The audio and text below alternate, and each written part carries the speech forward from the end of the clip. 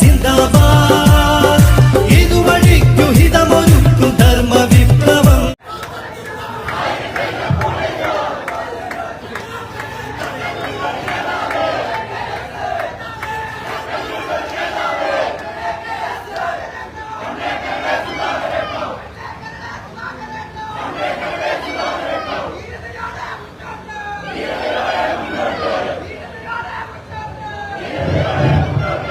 നിർത്താം, മുദ്രാവാക്യം നിർത്താം. ഇനിയും ആവേശം അടങ്ങിയിട്ടില്ലെങ്കിൽ നമുക്ക് അവസാനം വീണ്ടും തുടങ്ങാം.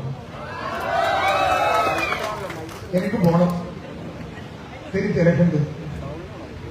ഞാൻ ഈ രണ്ടാം വട്ടം ഇവിടെ വരേണ്ടി വന്നത് സംസ്കാരവും വിവരവും വിവേകവുമുള്ള CPM-ന്റെ ഏതെങ്കിലും പ്രവർത്തകന്മാർ എന്റെ വാക്ക് കേൾക്കുന്നു എങ്കിൽ എന്തിനാണ് എന്ന് നിങ്ങൾക്ക് അറിയാം. ഞാനിവിടെ കഴിഞ്ഞ തവണ കുറ്റിയിട്ട ഗാന്ധിജിയുടെ സ്തൂപം അടിച്ച് തകർത്തതിനെതിരെയുള്ള ഒരു പ്രതിഷേധത്തിന്റെ അലയടിയാണ് നിങ്ങൾ ഇവിടെ കാണുന്നത്.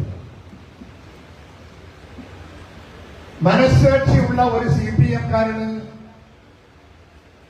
ഇത് ഉൾക്കൊള്ളാൻ സാധിക്കുമോ എന്ന് ഞാൻ സ്നേഹത്തോടെ ഞാൻ ചോദിക്കുകയാണ്. നല്ലവരുണ്ട് സഖാക്കളിൽ, എല്ലാവരും തെണ്ടികളും തെമ്മാടികളും അല്ല, നല്ലവരായ ആളുകളും CPM-ലുണ്ട് എന്ന് എനിക്കറിയാം.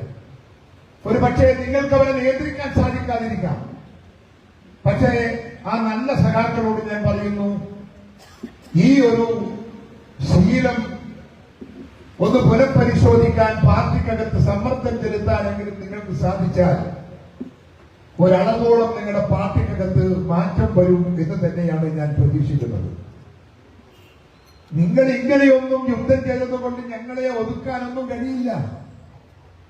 പല്ലുപോയ സിംഹം എന്ന് എഴുതി കണ്ടു, സന്തോഷം. അധികം പല്ല് വേണ്ട, പല്ലില്ലെങ്കിലും തൊണ്ണുകൊണ്ടും കടിക്കാം, നഖമില്ലെങ്കിലും കൈവരുൾ കൊണ്ടടിക്കാം. നിങ്ങൾ ഓർക്കേണ്ടുന്നത്, നിങ്ങളെ പാർട്ടി എന്നെ കൊല്ലാൻ 3 വണ്ടി ബോംബെറിഞ്ഞ് തകർത്തവരാണ് നിങ്ങൾ. ഞാൻ യാത്ര ചെയ്ത 3 കാർ ഞാൻ മരിച്ചിട്ടില്ലല്ലോ, അത് വേറെ നിശ്ചയിക്കണം. ആ 12 തവണ എന്നെ കൊല്ലാൻ ശ്രമിച്ചു. അതിലേറ്റവും ഭീകരമായ 3 ആക്രമണമാണ് 3 കാർ. ഞാൻ സഞ്ചരിച്ച 3 കാർ ബോംബെറിഞ്ഞ് തകർത്ത് തരിപ്പണമാക്കിയിട്ടും എന്റെ രോമം പോയിട്ടില്ല മക്കളെ. എനിക്കെന്തിനാ പല്ല്? പല്ലുകൊണ്ടല്ലോ ഞാൻ ആ ബോംബ് തകർത്തത്, അല്ലെ ബോംബ് പിടിച്ചത്, അല്ലെങ്കിൽ ബോംബ് തടഞ്ഞത് അല്ല. ഞാൻ ഒരു കാര്യം CPM-ന്റെ പ്രവർത്തകരെ ഓർമ്മിപ്പിക്കാൻ, നിങ്ങൾ ഞങ്ങളെ ശത്രുക്കളല്ല, ഞങ്ങൾ അങ്ങനെ കാണുന്നുമില്ല. നിങ്ങൾ അങ്ങനെ കാണുന്നു എങ്കിൽ അതിന്റെ കാരണം എന്താണ് എന്ന് ഇതുപോലൊരു പൊതുയോഗം വെച്ച് നിങ്ങൾ ആണുങ്ങളെ പോലെ സംസാരിക്കണം. നാട്ടുകാരോട്, ജനങ്ങളോട് നിങ്ങൾ പറയണം, ഇന്ന കാരണം കൊണ്ടാണ് കോൺഗ്രസിന്റെ പ്രവർത്തനത്തെ ഞങ്ങൾ എതിർക്കുന്നത്, നിങ്ങൾക്ക് എന്തു പറ്റിയെന്ന് നിങ്ങൾ അവരോട് പറയണം, പബ്ലിക്കോട് പറയണം. ഞങ്ങൾ ഒന്നും ചെയ്യാൻ നിങ്ങൾക്ക് സാധിക്കില്ല. ഇവിടെ പഴയ സ്ഥലമാണ്, നാടാണോ ഈ നാട്? മലപ്പട്ടം, പഴയ മലപ്പട്ടാണോ ഇവിടെ? പഴയ മലപ്പട്ടത്ത് ഇവിടെ കോൺഗ്രസിന്റെ കൊടിയും കോൺഗ്രസിന്റെ പ്രവർത്തനവും എത്രയുണ്ടായിരുന്നു എന്ന് എനിക്കറിയാം. അന്ന് ഞാനിവിടെ വന്നു പോകാറുണ്ട്.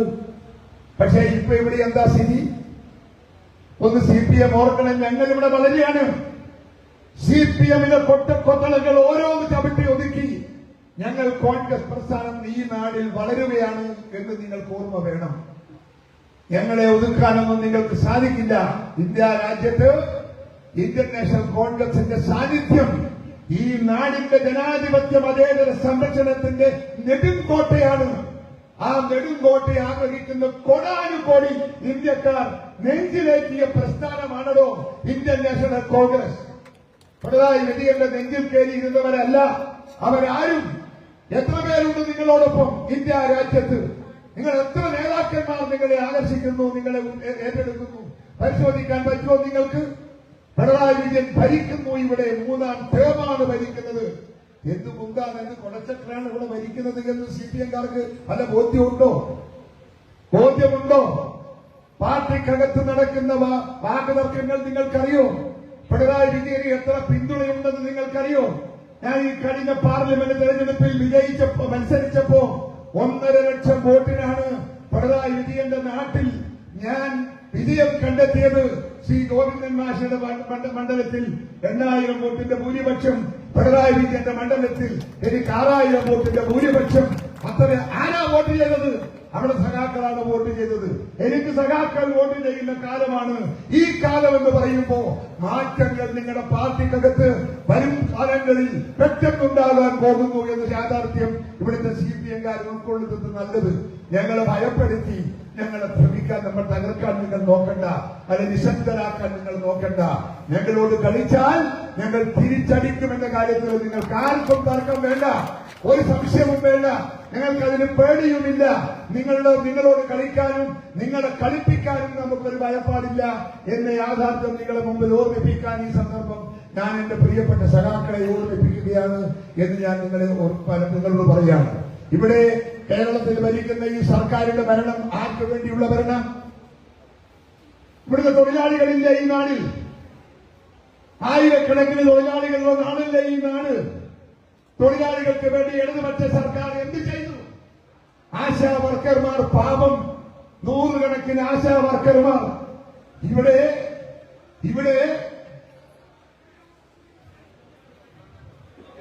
പോലീസുകാരോട് പറയാണ്, പോലീസുകാരെ ആവശ്യമില്ലാത്ത തർക്കവും ഉണ്ടാക്കണ്ട, പോലീസിനെയും നമ്മൾ ഭയപ്പെടില്ല എന്ന് നിങ്ങൾ ഓർത്തോണം. നിങ്ങളെ വേണ്ടി വന്നാൽ നിങ്ങൾ ഈ കൈകാര്യം ചെയ്യും. അവിടെ പോകാനുള്ള വഴി കൊടുക്കണം. വാഹനം പോകാൻ നിങ്ങൾക്ക് വഴി കൊടുക്കണം. വാഹനം പോകണം. വാഹനം ബ്ലോക്ക് ചെയ്യരുത് എന്ന് ഞാൻ പാർട്ടിക്കാരെ ഓർമ്മിപ്പിക്കുകയാണ്. വാഹനം കടത്തിവിടൂ.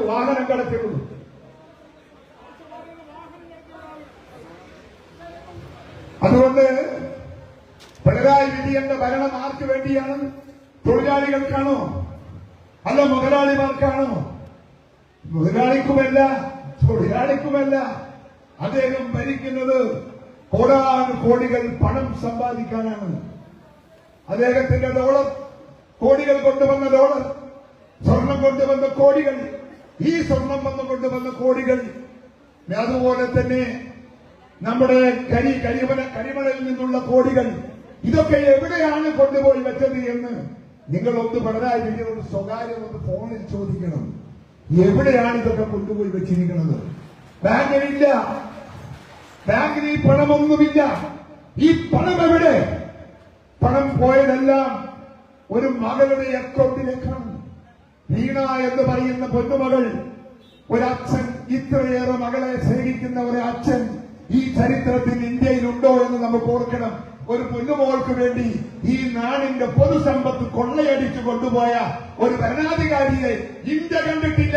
പിണറായി വിജയൻ അല്ലാതെ മറ്റൊരാളെ കണ്ടിട്ടില്ല എന്ന് അതിന്റെ യാഥാർത്ഥ്യബോധത്തോടുകൂടി നിങ്ങൾ ചിന്തിക്കണം. ഇവിടുത്തെ സഖാക്കൾ ആലോചിക്കണം. എവിടെയാണ് ഈ പണമെല്ലാം കൊണ്ടുപോയത്? എന്തിനാണ് ഈ പണം ഉണ്ടാക്കിയത്?